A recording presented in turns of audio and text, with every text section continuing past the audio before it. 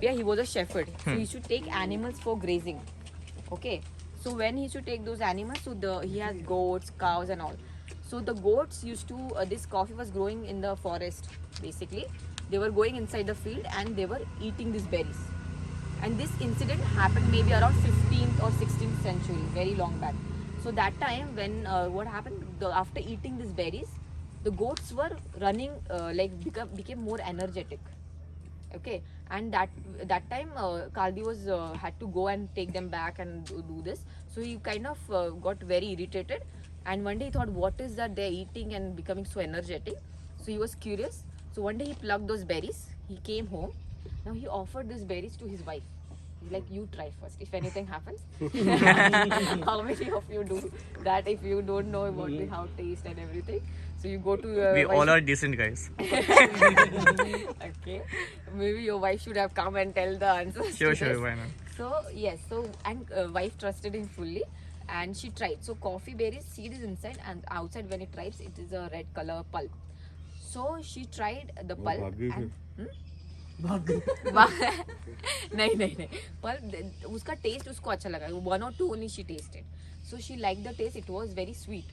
Now those days, maybe 15th century ago, they used to have thinking, maybe if they see something new or for the first time, they think that maybe God is trying to tell us something. Why only we found this berry? So similarly, they had the same thought. They thought the universe is trying to tell us give the same message through this.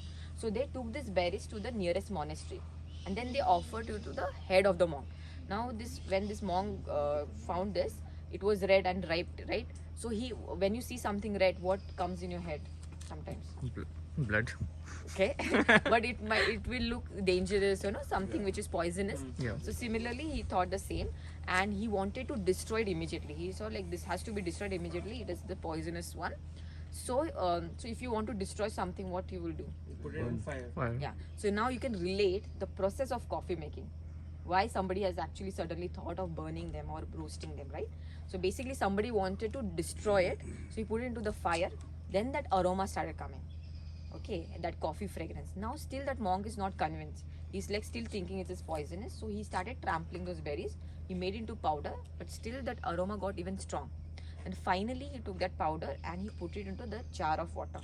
Slowly the aroma started fading. Now he thought my purpose is done. It is dissolved and it will vanish. But what happened after he went on with his life, like after 2 days? So monks usually they have some rituals in the night. Some of they follow, and one of the monk in the night time he felt thirsty, so he went and he just drank that water. But what happened, Yes, so that was first naturally coffee was made like that. Okay, and after drinking that monk couldn't sleep the whole night.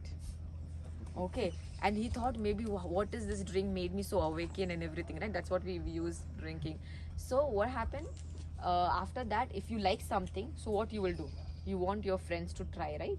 So then this monk shared this drink to another his friends and colleagues, and from then this drink got approved, or it is considered safe to drink.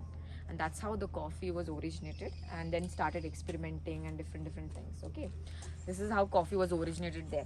But my question to you, how coffee came to India? Colonies. This British. is the first answer I always get.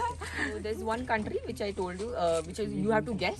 They actually started cultivating coffee for the first time. They took it from the Ethiopia and they started experimenting. So I told you 2 varieties, right? Now you have to guess which country is that. The name is hidden in these 2 varieties of coffee plants. नहीं arabica आपने बोला था Arab. पहला और दूसरा robusta Arab. Arabica तो अरब से Yes, मतलब yes. Like, so Arab was the first country who started growing coffee, and they were very secretive. But after a point, they also started experimenting with dates, because they used to grow dates. Now they didn't want any other country to know, but they wanted to make a business, right? So they built one port in Yemen. Okay, from there only after roasting they used to export to different countries. Now the name of that port is called as Mocha.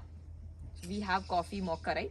The actual Mocha is the name of that port from where the coffee was exported to different countries. Now coffee in India came from Arab country, but it did not come from that port from Yemen. Okay, it came from Arab country, and somebody from India only had got it here. Okay, now how many of you know Chikmagalur? Yeah. It's very close by. So Chikmagalur is the first place in India where coffee started growing. Okay, so there's a person called Baba Budan, and he was a Sufi musician. So he used to travel different countries. So he happened to go to Arab country, and he explored this drink, and he wanted to try and get it here. Somehow it was very strict, but somehow he managed to steal 7 seeds of coffee from there, and he hid it in his beard. That I don't know how true is that, but he'd steal from there and he got it here, and he first planted in his place called in Chikmagalur. So there is a place after him, named after him, called as Baba Budangiri. Okay. Okay, so where the coffee was first planted, and that's how the coffee started growing here. When the demand of coffee growing in India, then neighboring countries started, like neighboring states here. Now, even if you go to Wayanad, Kerala, and Tamil Nadu, some places, you'll find people are growing coffee there as well, right? So this is how coffee started growing in India. एक बाबा लेकर आए थे वहाँ से Yes. गाड़ी